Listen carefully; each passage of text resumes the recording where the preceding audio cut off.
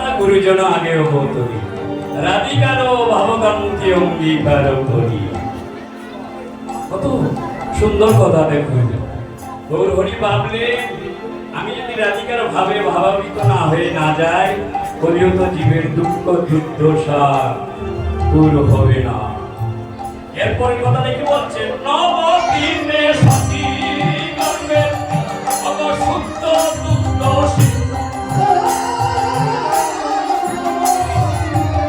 সতী গর্ভে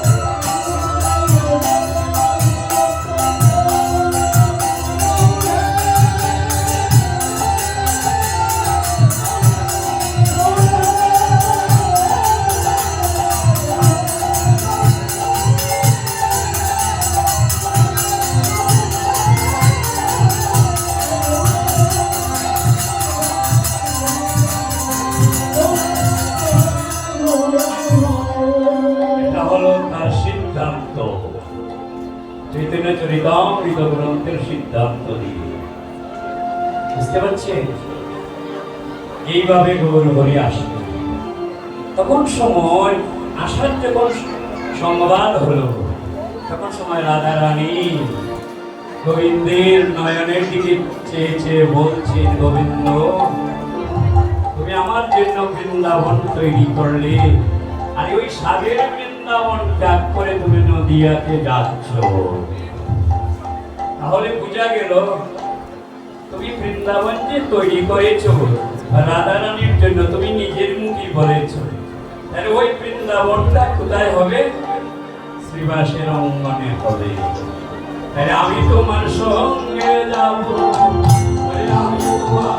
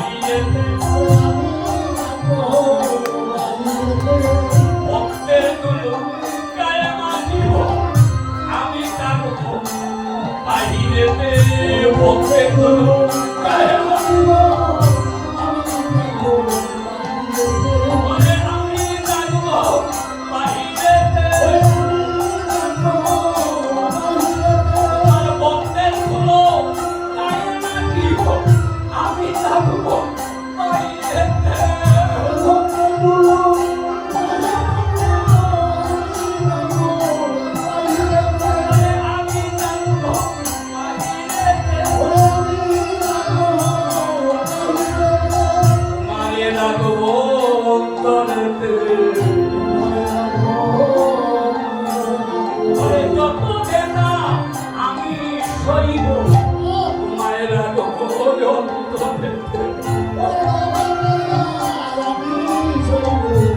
মায়ের আগমন তুমি থাকবে অন্তরেতে আমি থাকবো বাইরে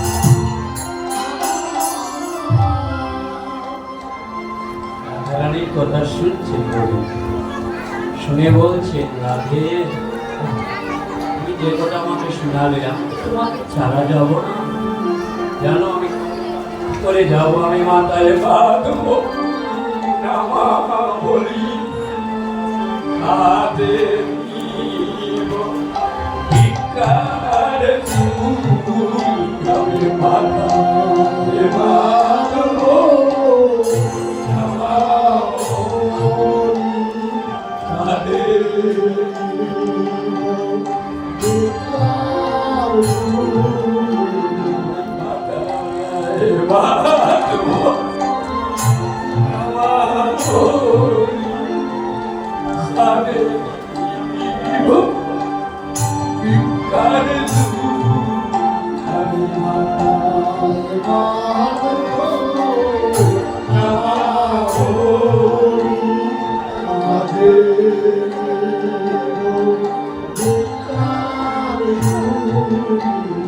মাথায় বাঁধবো নামা হাতে নিব ভিক্ষার চুল